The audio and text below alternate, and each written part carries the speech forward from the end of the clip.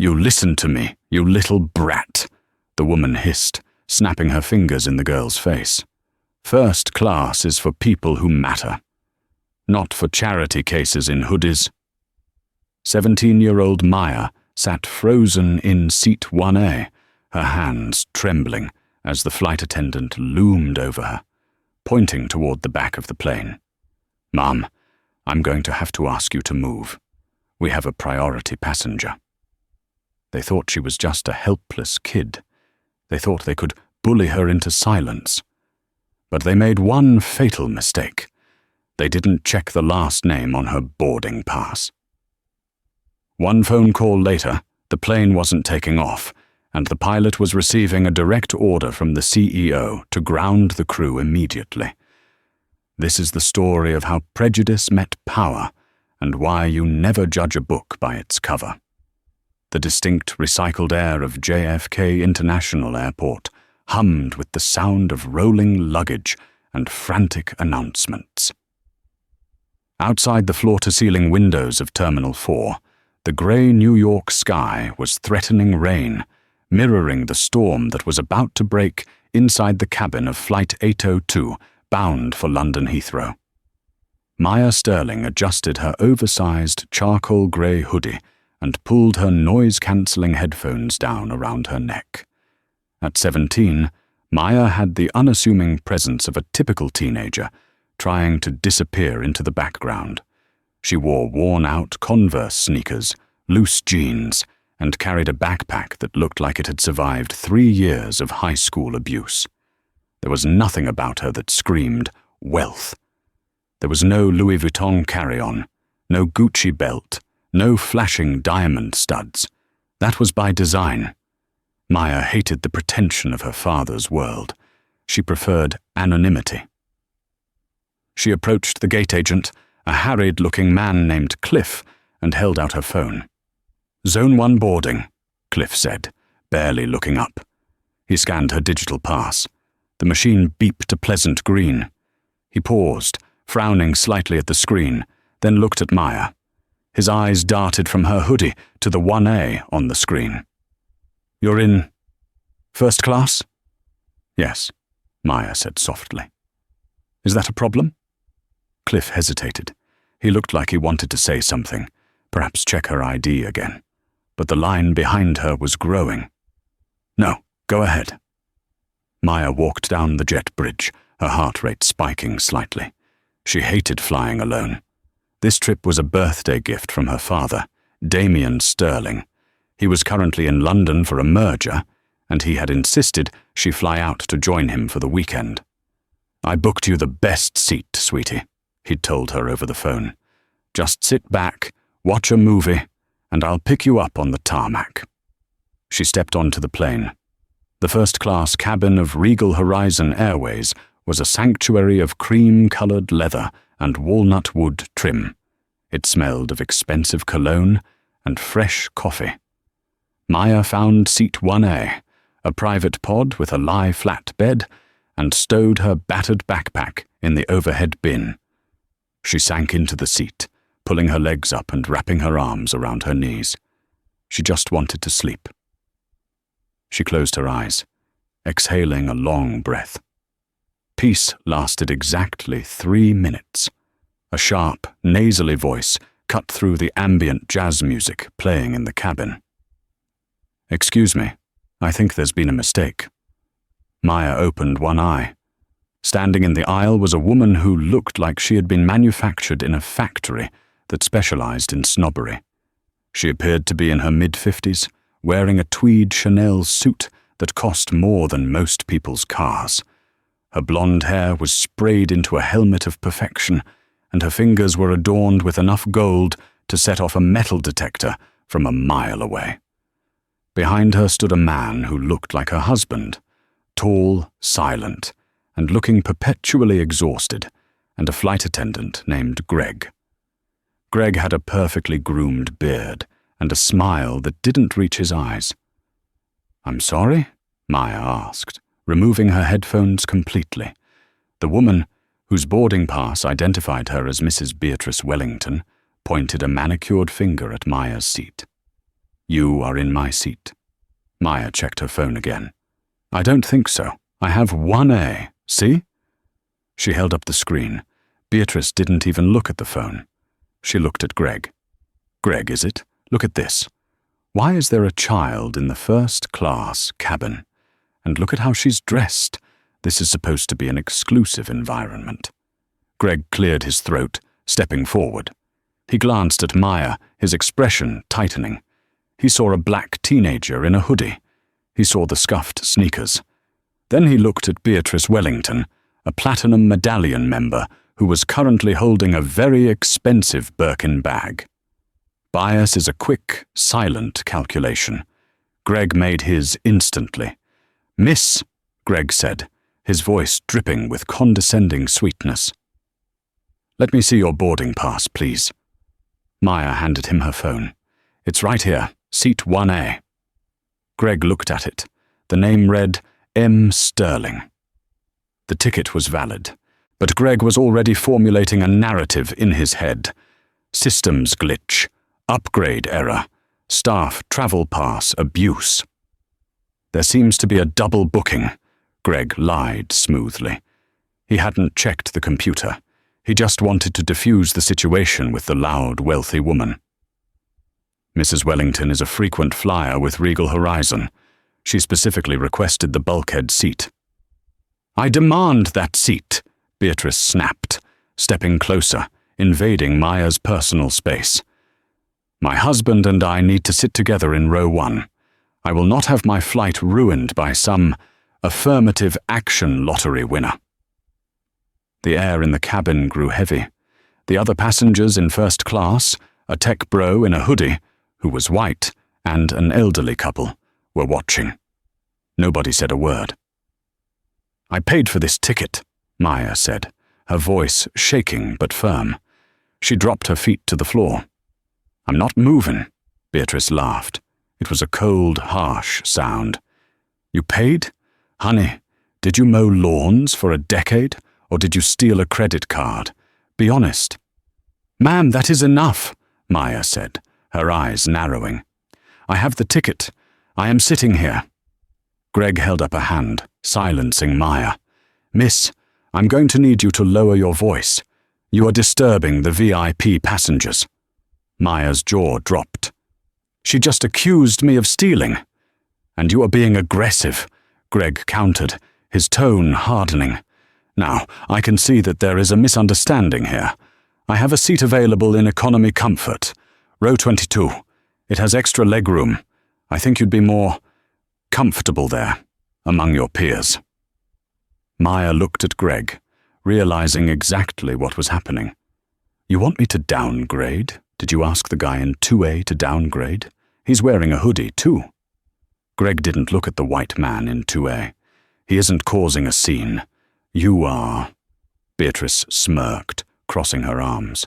Go on, shoo. The adults need to settle in. I need my pre-flight champagne.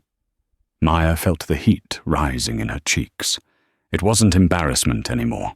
It was a cold, hard rage. She gripped her phone tighter. I am not moving to row 22. This is my seat. If you have a problem, check the manifest again. Greg sighed, the theatrics of a man dealing with an unruly toddler. Miss, if you do not cooperate, I will have to classify this as a security threat. Do you want to be escorted off the plane by the marshals? Because I can make that happen. Beatrice leaned in, her voice a poisonous whisper. Be a good girl and run along back to the zoo. You're out of your depth. The ultimatum hung in the air like toxic smoke. Security threat. Maya stared at Greg. She saw the name tag pinned to his pristine vest. Greg H., Senior Cabin Director. He held the power here, or at least he thought he did. In the enclosed tube of an airplane, the flight attendant's word was law. If he said she was aggressive, the authorities would believe him over a black teenager, 9 times out of 10. You're really going to kick me off? Maya asked quietly. I am giving you a choice, Greg said, checking his watch. Seat 22C, or the terminal. We push back in 10 minutes. I don't have time for this nonsense." "It's not nonsense," Maya said. "It's racism." "Careful," Greg snapped. "That's a serious accusation, and frankly, it's offensive. I am doing my job, managing cabin dynamics. You are the one making it difficult." "Just get her off, Greg," Beatrice yelled, throwing her hands up. "My back is hurting and I need to sit down. This is unacceptable service. I will be writing a letter to the CEO about this delay." Maya's ears perked up. A letter to the CEO?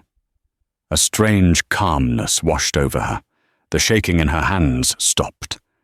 She looked at Beatrice, then at Greg. "You know what?"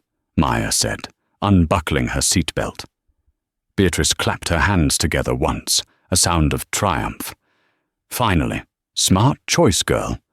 "I'll move," Maya said, standing up. She grabbed her backpack. "But I'm not going to economy." "You're leaving the plane?" Greg asked, looking relieved.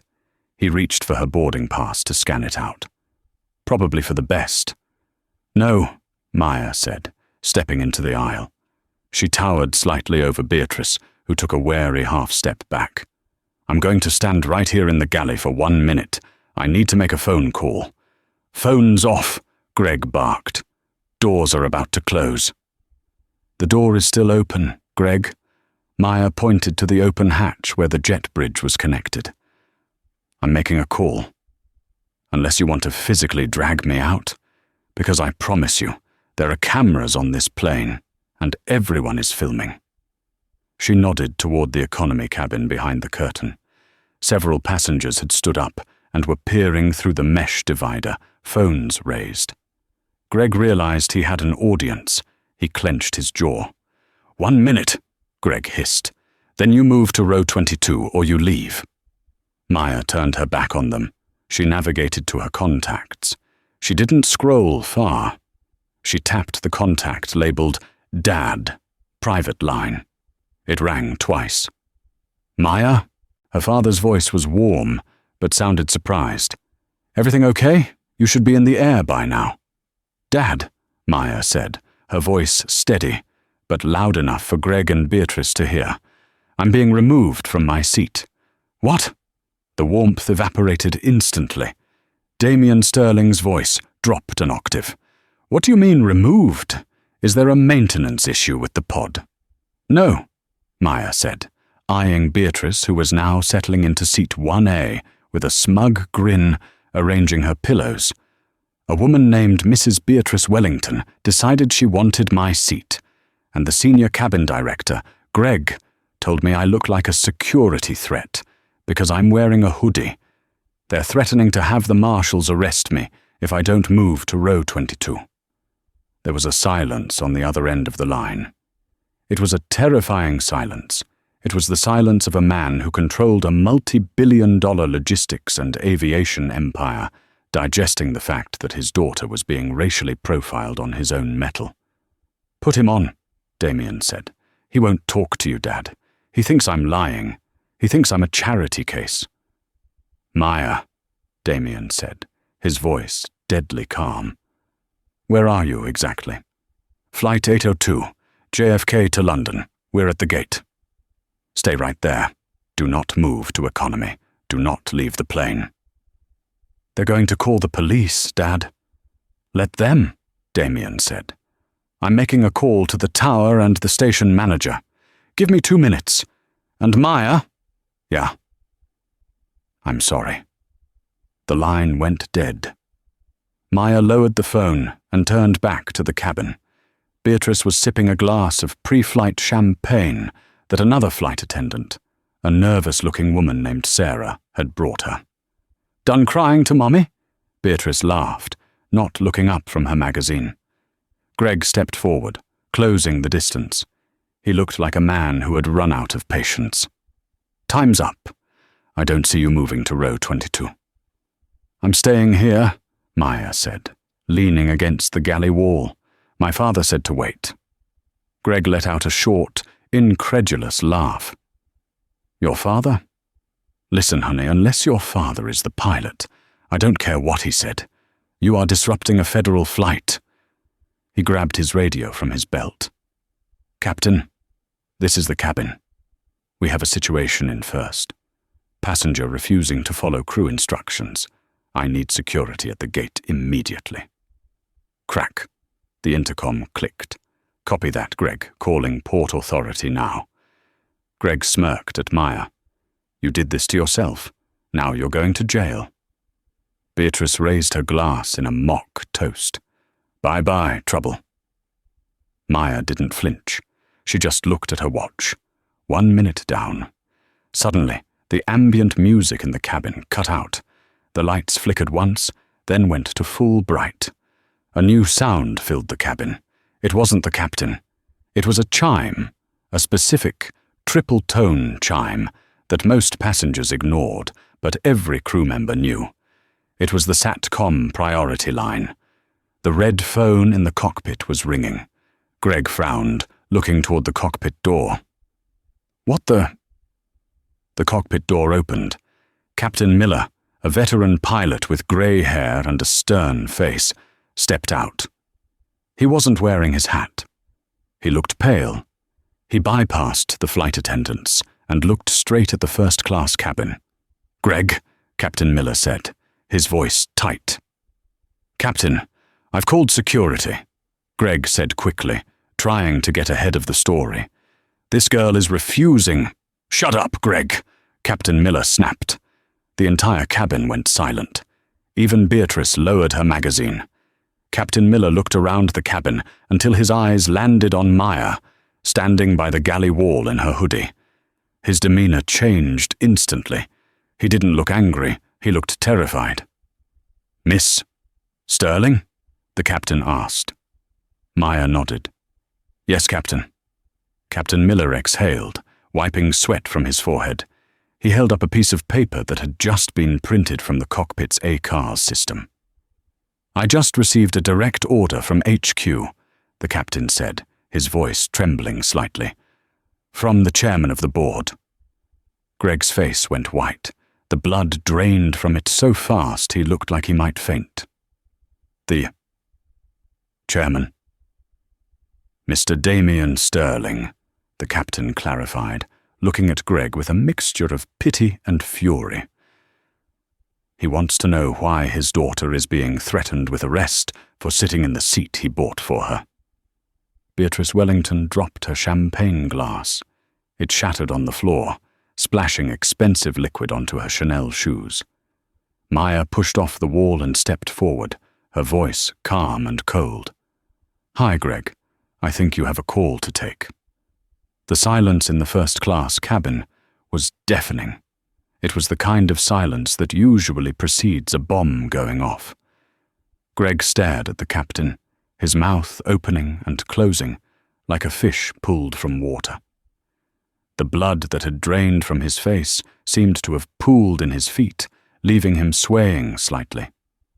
"Sterling?" he choked out. "As in, Regal Horizon Sterling?" "The very same," Captain Miller said, his voice clipped and professional, though his eyes burned with a mixture of anger and fear. He turned to Maya. "Miss Sterling, on behalf of the flight deck, I deeply apologize. I was not informed you were on board until the emergency sat link came through. If I had known—" "If you had known, you would have treated me like a human being?" Maya asked, her voice calm but cutting. "Or just like a VIP?" The captain winced. It was a fair strike. "You're right, this is inexcusable." "Excuse me," Beatrice Wellington interrupted, her shrill voice shattering the tension. She kicked at the shards of the champagne glass near her feet. "I don't care whose daughter she is. I am a platinum member.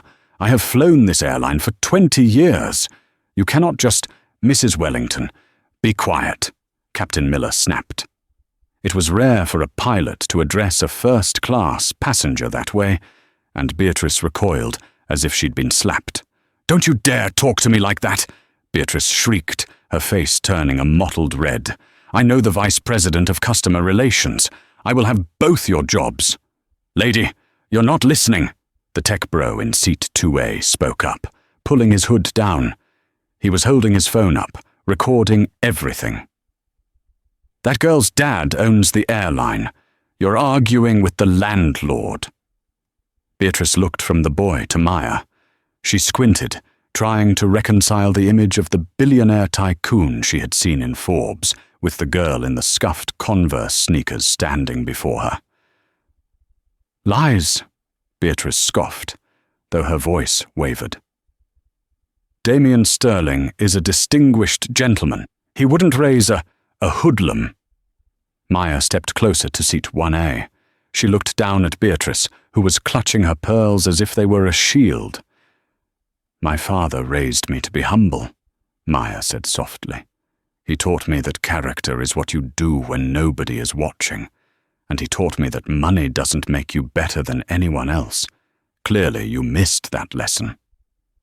Greg, finally finding his voice, tried to salvage the wreckage of his career. He took a step toward Maya, his hands clasped in a pleading gesture. "Miss Sterling. Maya, please. If I had known it was you. You have to understand, from a security standpoint. The hoodie. The refusal to show ID. I showed you my boarding pass." Maya corrected him. "You chose not to read the name. You looked at my skin, and you looked at my clothes, and you decided I didn't belong." No, it wasn't that," Greg stammered, sweat beading on his forehead.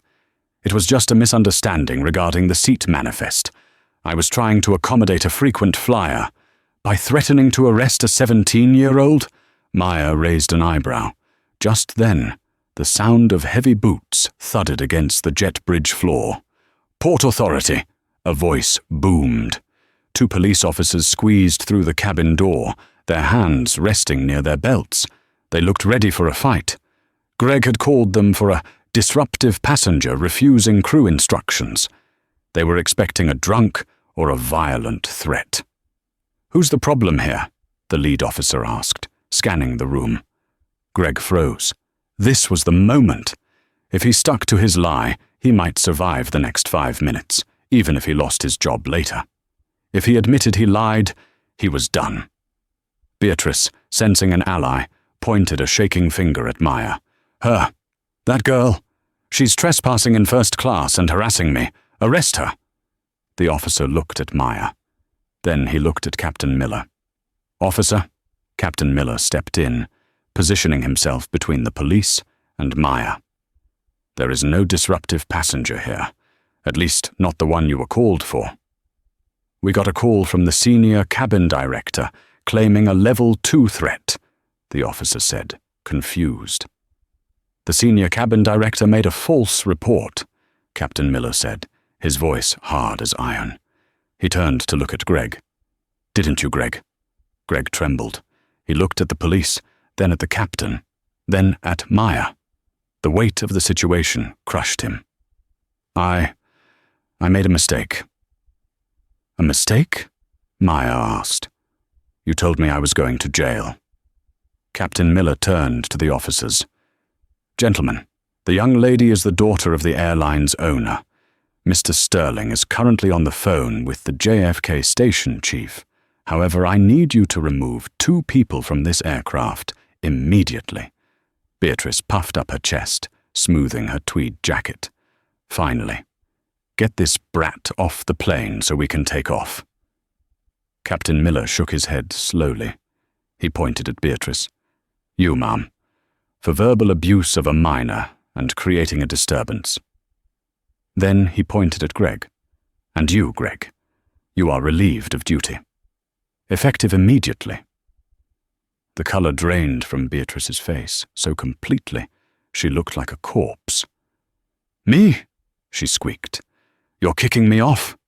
"You violated the contract of carriage," Captain Miller said, reciting the regulations from memory. "Section 4, Paragraph 2, abusive or offensive behavior toward passengers or crew. You have delayed this flight, harassed a guest, and incited a false security report." "I am a platinum member," Beatrice screamed, standing up. "I will sue you. I will sue this entire airline into the ground." "You can try," Maya said calmly, but my dad has very good lawyers. Officer, remove her, Captain Miller ordered. The police officer stepped forward. Ma'am, grab your bags, let's go. Don't touch me! Beatrice swatted the officer's hand away. That was a mistake. The atmosphere shifted from administrative to criminal in a split second. The officer grabbed her wrist and spun her around. Ma'am, stop resisting or you will be handcuffed. Beatrice let out a wail of indignation as she was forcefully guided out of the pod. She scrambled to grab her Birkin bag, knocking over her husband's drink in the process. Her husband, who hadn't said a word the entire time, slowly stood up. He looked at Beatrice, then at Maya. I'm staying, the husband mumbled. Beatrice stopped struggling. She stared at him. What did you say, Arthur? I said I'm staying, Arthur said, sitting back down and buckling his seatbelt. I told you to leave the girl alone. I'm going to London. You can call your sister. The first-class cabin erupted in laughter. Even the tech bro in 2A clapped. Beatrice let out a primal scream of rage as the officers dragged her down the aisle, her expensive heels dragging on the carpet. Arthur, you coward! This is reverse racism. This is a conspiracy. Her voice faded as she was hauled onto the jet bridge. Then, there was only Greg. He stood by the galley, looking small and defeated. He had taken off his service vest, holding it in his hands like a surrendered flag. Captain, Greg whispered, I've been with the company for 12 years. Please, I have a mortgage. Maya watched him. It was a pitiful sight. 10 minutes ago, he was a tyrant, drunk on the tiny amount of power he had over a teenager.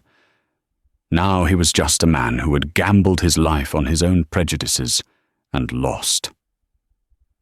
You should have thought about that before you judged me, Maya said. She didn't shout. She didn't need to. You were ready to ruin my life, Greg. You were ready to give me a criminal record just to please a woman in a Chanel suit. You didn't care about my future. Why should I care about yours? Captain Miller gestured to the door. Get your bag, Greg. You're off the rotation. A replacement crew member is being rushed over from the standby lounge. You'll surrender your badge to the station manager at the gate. Greg looked at Maya one last time. There was no hatred in his eyes anymore, only a hollow realization of his own stupidity. He grabbed his roller bag and walked off the plane, head hung low, passing the rows of economy passengers who had watched the whole drama unfold through the curtain.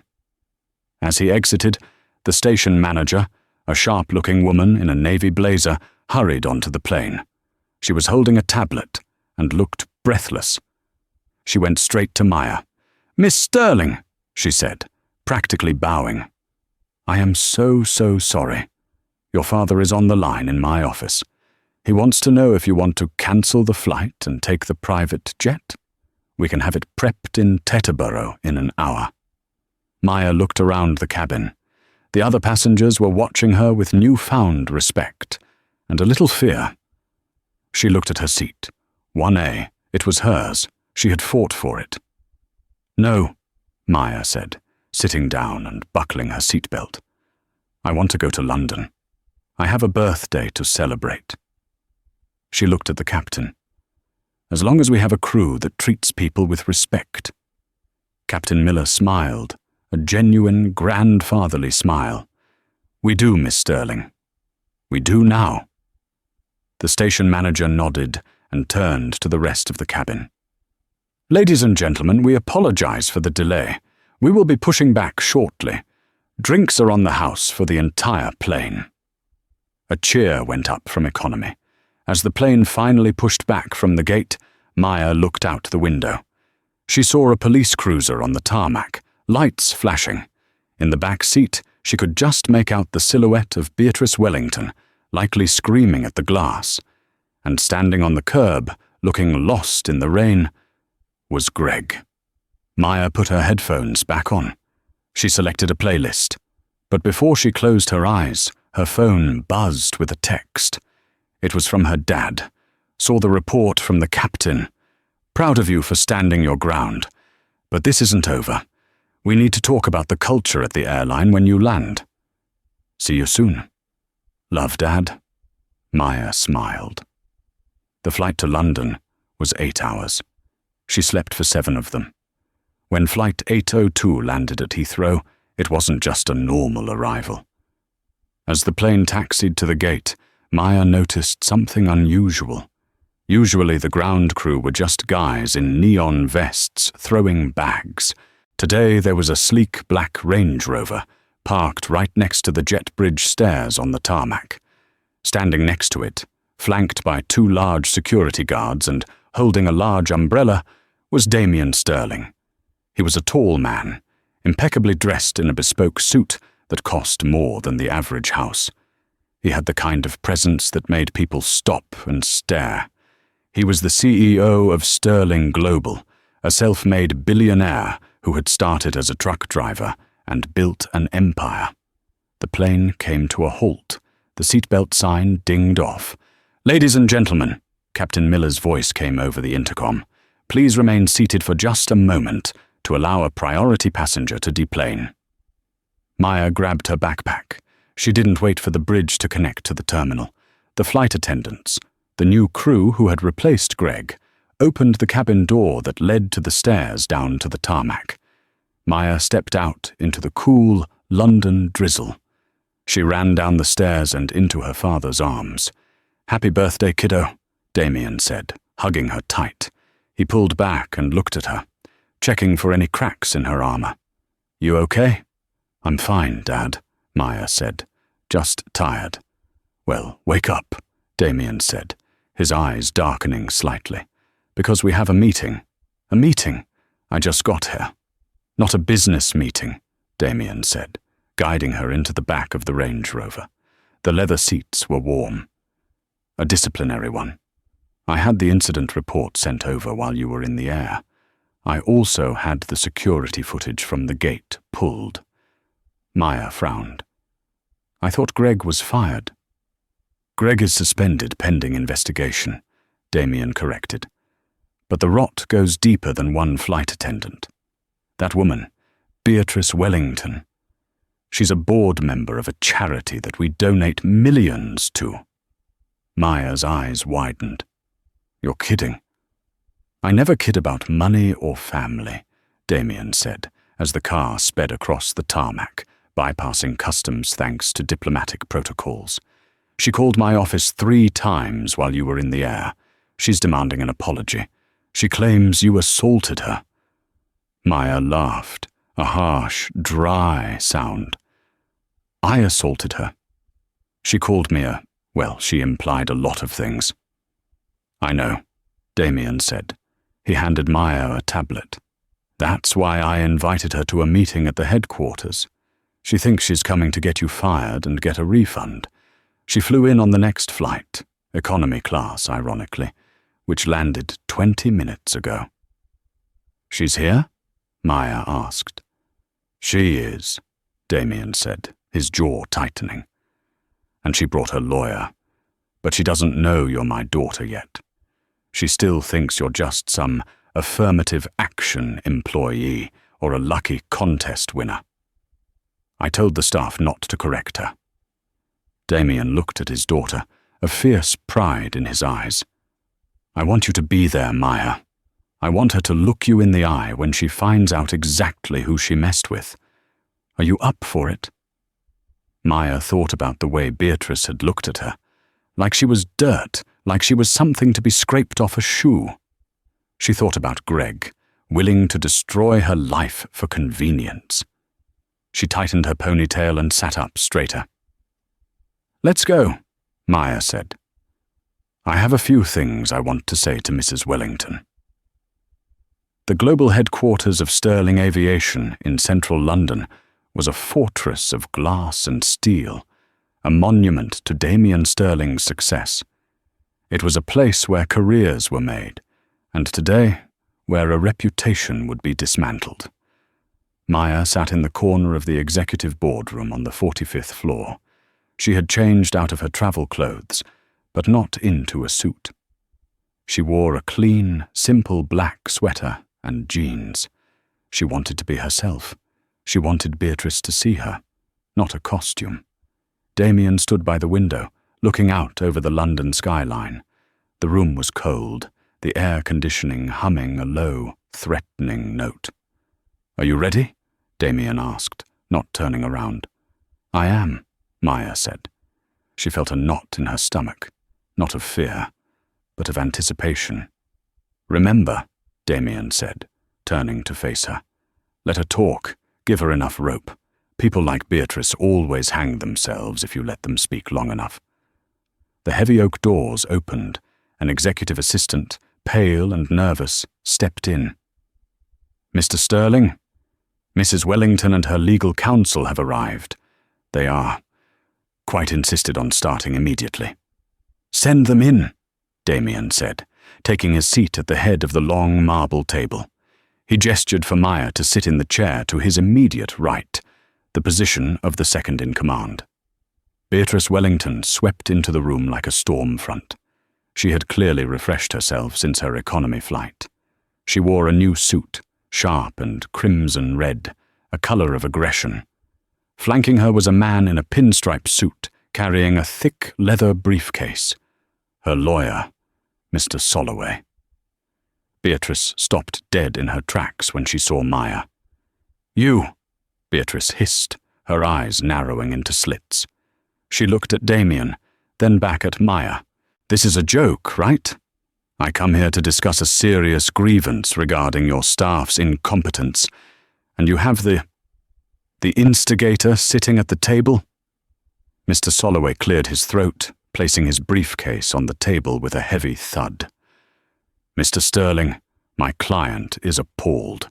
Not only was she forcibly removed from a flight she has taken for 2 decades, but she was also assaulted by police officers based on a false report. And now, she is forced to share a room with the minor who caused the disturbance. This is highly irregular." Damien didn't stand up. He didn't offer them a drink. He just steepled his fingers and stared at them. "Sit down," Damien said. His voice wasn't loud, but it carried the weight of a gavel striking a block. Beatrice huffed and pulled out a chair, sitting as far away from Maya as possible. Soloway sat next to her, opening a notepad. "Let's make this quick," Beatrice said, checking her diamond watch. "I have a charity gala tonight, the Children of the Future Foundation. I am the chairwoman, as you know. I expect a formal written apology from the airline, a full refund of my ticket, 500,000 frequent flyer miles as compensation for the humiliation and the immediate termination of the pilot who manhandled me." She paused, glaring at Maya. "And I want assurance that this person is placed on the airline's no-fly list for harassment." Maya remained silent, her face a mask of calm. Damien nodded slowly. "That is a comprehensive list of demands, Mrs. Wellington. But before we discuss compensation, I need to establish the facts. My crew reported that you were verbally abusive and refused to acknowledge a valid ticket held by seat 1A. "Lies!" Beatrice slammed her hand on the table. "That girl stole that seat. She looked like a beggar. How was I supposed to know she had a ticket? And even if she did, she should have had the decency to move. I am a VIP. She is a nobody." "A nobody," Damien repeated, testing the word. "Look at her." Beatrice gestured wildly at Maya. "She's likely a diversity hires child or a contest winner. She doesn't belong in first class. It disrupts the ecosystem. People like us pay for exclusivity, Mr. Sterling. We pay to be away from the riff-raff." Soloway nudged Beatrice, sensing she was going too far. "What my client means, Mr. Sterling, is that the airline has a brand image to maintain. We believe the crew failed to prioritize high-value loyalty members." Damien turned to Maya. "What do you think, Maya? Are you riff-raff?" Maya leaned forward. "Mrs. Wellington, you said I assaulted you. Can you describe the assault? Beatrice sneered. You threatened me. You loomed over me. You used aggressive language. I asked you to respect my ticket, Maya said. You were existing in my space, Beatrice shouted. That is aggression enough. Damien pressed a button on the console built into the table. A large screen descended from the ceiling. Mrs. Wellington, Damien said, his voice dropping in temperature. We live in a digital age. You mentioned the pilot manhandled you. You mentioned this young woman was aggressive. Fortunately, another passenger, Mr. Timothy Vance in seat 2A, sent us some very interesting footage from his phone, and the cabin security cameras captured the rest. Beatrice froze. Soloway stopped writing. The video played. The audio was crisp. First class is for people who matter, not for charity cases in hoodies. I will not have my flight ruined by some affirmative action lottery winner. Honey, did you mow lawns for a decade, or did you steal a credit card? The video showed Maya sitting calmly. It showed Beatrice screaming. It showed Greg, the flight attendant, looking terrified and complicit. It showed Beatrice slapping the police officer's hand. The video ended. The silence in the room was absolute. That is out of context, Beatrice stammered, her face pale. It seems very much in context, Damien said. He stood up slowly. You called her a charity case. You assumed she stole a credit card because of the color of her skin and the clothes she wore. You tried to coerce my staff into committing a federal crime by removing a ticketed passenger.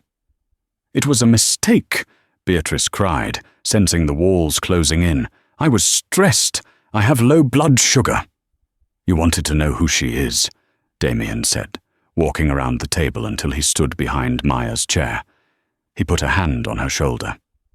Mrs. Wellington, Mr. Soloway, meet Maya Sterling. Beatrice blinked. She looked at Damien. She looked at Maya. The name bounced around her skull, trying to find purchase. Sterling. She's your... Beatrice's voice failed her. She is my daughter, Damien said, his voice thundering now. She is the sole heir to the Sterling Aviation Group. The seat she was sitting in, it wasn't just paid for. She owns the plane. Beatrice looked like she might vomit. She turned to her lawyer, but Soloway was already packing his briefcase. He knew a lost cause when he saw one. I didn't know, Beatrice whispered. Mr. Sterling, please. We are peers. We move in the same circles. You understand? One makes assumptions. I do not understand. Damien cut her off. I started this company with one truck and a loan. I wore hoodies. I looked like riffraff to people like you, and I raised my daughter to respect everyone, from the janitor to the pilot. You treated her like garbage because you thought she was powerless. That is not a mistake, Beatrice.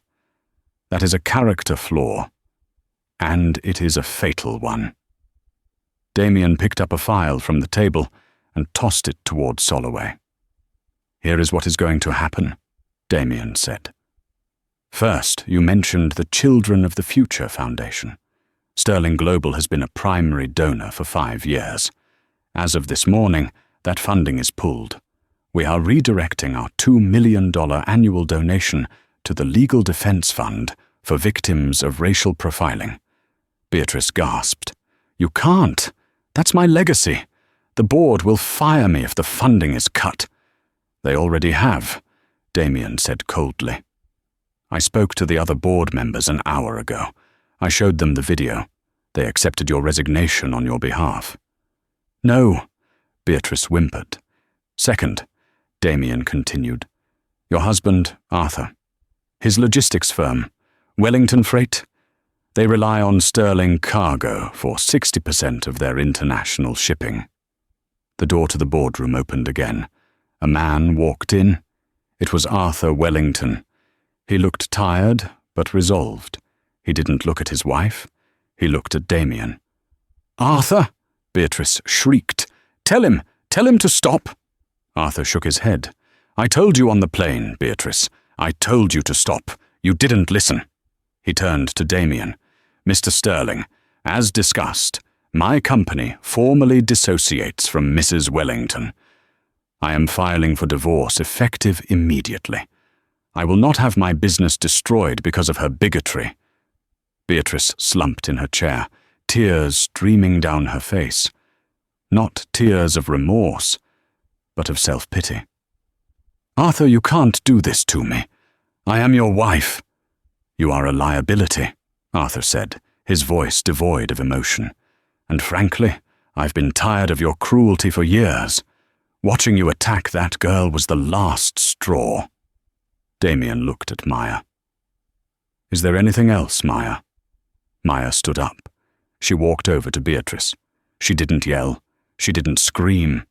She just looked down at the woman who had tried to humiliate her. "You asked for a refund," Maya said. "We approved it. You will get your ticket price back." Beatrice looked up, a glimmer of hope in her eyes. "But," Maya added, "you are banned from Sterling Airlines and Regal Horizon and our partner networks. You will never fly on a plane with my name on it again. You can take the train." Damien gestured to security. "Get her out of my building."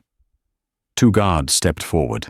Beatrice Wellington, the socialite who thought she ruled the sky, was escorted out, sobbing, her husband refusing to even look at her as she passed. The doors of the Sterling Global Headquarters didn't just close behind Beatrice Wellington, they sealed her fate. But the real storm was brewing outside in the digital world, a storm that moved faster than any airplane. While the boardroom showdown was taking place, Timothy Vance, the tech entrepreneur in seat 2A, had uploaded the video from the plane. He didn't edit it. He didn't add commentary. He simply titled it, "Entitled Karen Calls CEO's Daughter a Charity Case. Watch the Instant Regret." By the time Beatrice stepped out of the building, dabbing her eyes with a silk handkerchief, the video had jumped from Reddit to Twitter and finally to the breaking news chyron of major networks. It had 12 million views in 4 hours. When Beatrice's driver pulled up to the curb, she wasn't met with anonymity. A swarm of paparazzi, alerted by the trending hashtag #TorseBeatrice the Bigot, descended on the car. Flashes popped like lightning. Questions were shouted over the din of traffic. "Mrs. Wellington, is it true you tried to have a minor arrested because she was black? Mrs. Wellington, do you have a comment on your husband filing for divorce? Beatrice, look this way. Give us a smile for the riffraff." She dove into the back seat of her limousine, burying her face in her hands. She thought the nightmare would end once she got back to her Greenwich estate. She was wrong. The next morning, the fallout hit her where it hurt most: her social standing. Beatrice attempted to go to her sanctuary, the exclusive Oakwood Country Club, for a distractingly expensive lunch. As her car approached the gate, the security arm didn't lift. A guard, a man she had ignored for 15 years, stepped out of the booth. "Mrs. Wellington," he said, his face impassive, "I cannot allow you entry." "Don't be ridiculous, Thomas," she snapped, rolling down the window. "I am a founding member. The Board of Governors held an emergency meeting this morning," the guard replied, handing her a sealed envelope through the window. "They invoked the moral turpitude clause. Your membership has been revoked, effective immediately. You are trespassing." Beatrice tore open the letter. It was signed by her own best friend, the club president. "Beatrice, given the vile nature of your conduct, we cannot be associated with you. Please do not contact us." She screamed, a raw, guttural sound of frustration, but the gate remained closed. The world she had built on exclusion had finally excluded her. The financial ruin followed swiftly. Arthur Wellington was a man of his word. To save his logistics empire from being crushed by Damien Sterling, he issued a scorched-earth public apology, distancing himself completely from his wife. The divorce proceedings were brutal. Beatrice's prenup, which she had signed decades ago thinking she was the catch, left her with a comfortable but modest stipend. Enough to live, but not enough to rule. She was forced to sell the Hamptons house. She was uninvited from the Met Gala. She became a cautionary tale, a ghost haunting the edges of high society, whispered about, but never spoken to. The reckoning of Greg. While Beatrice's life collapsed publicly, Greg's life imploded quietly, buried under the weight of bureaucracy and justice. The investigation launched by Sterling Aviation was merciless in its efficiency. They didn't just look at Flight 802, they audited Greg's entire 12-year career. The data was damning. It revealed a statistical anomaly that couldn't be explained away. Greg had issued compliance warnings to minority passengers at a rate of 500% higher than white passengers. He had kicked 3 people off planes in the last 2 years, all of them people of color, all for tone issues. The disciplinary hearing was short. Greg sat alone at a metal table. His union representative had refused to attend, citing the indefensible nature of his actions. "Mr. Henderson," the HR director said, sliding a piece of paper across the table. "Your actions on Flight 802 were not just a violation of company policy. They were a violation of federal aviation regulations regarding false reporting of security threats." "I was stressed," Greg pleaded, his voice cracking. "Mrs. Wellington was pressuring me. I just wanted to get the plane in the air." "So you chose the path of least resistance," the director said coldly. "You chose to bully a child because you thought she was weak. You were wrong. You are terminated for cause. Furthermore, we have forwarded our findings to the FAA. Your certification is revoked."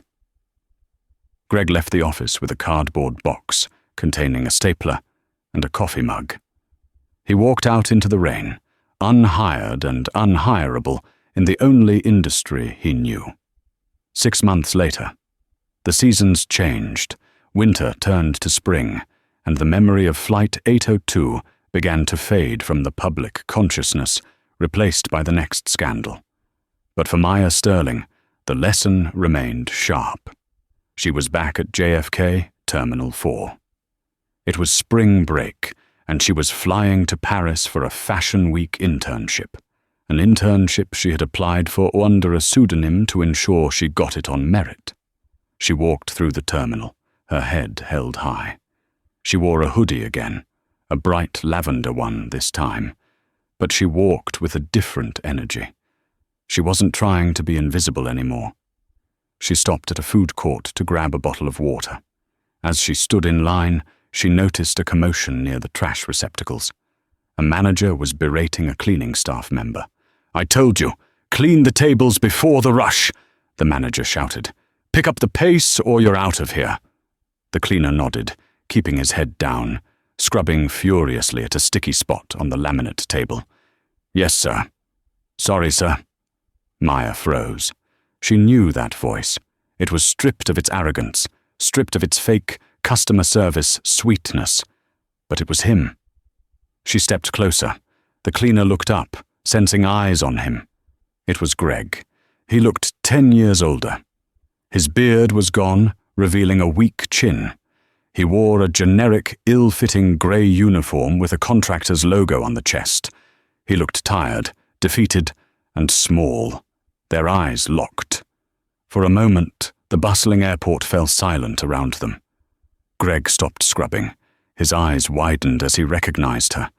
He looked at her lavender hoodie, then up at her face. He opened his mouth as if to say something, an apology, a plea, an excuse. But no words came out. The shame was a physical weight, pressing his shoulders down. Maya looked at him. She thought about the anger she had felt on the plane.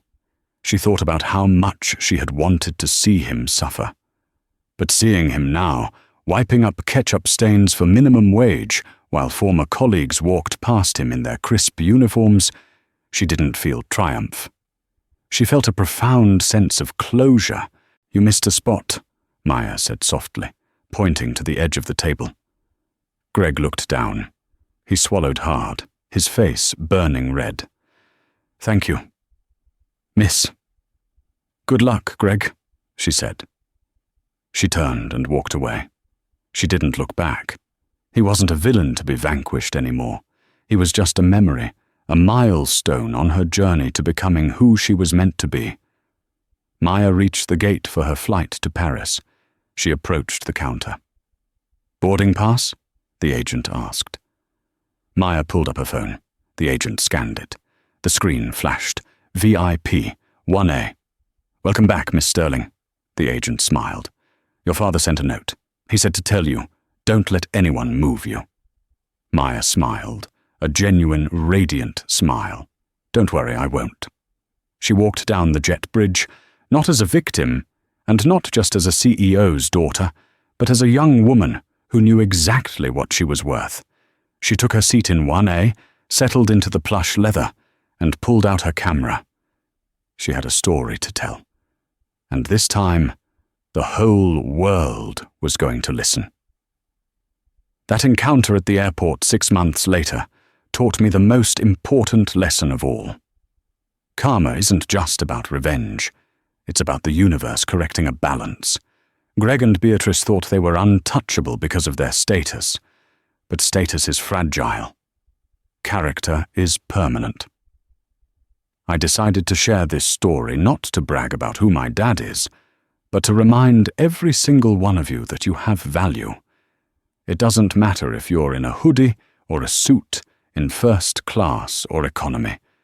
Do not let anyone make you feel small just to make themselves feel big. If you've ever had to stand your ground against a bully, let me know in the comments below. I read every single one. And if you believe that justice is best served cold, hit that like button right now. I have so many more stories to tell you about the crazy world of the 1%. Make sure you subscribe and turn on that notification bell so you don't miss next week's video. It's a wild one. Thanks for watching, stay strong, and fly high. Bye.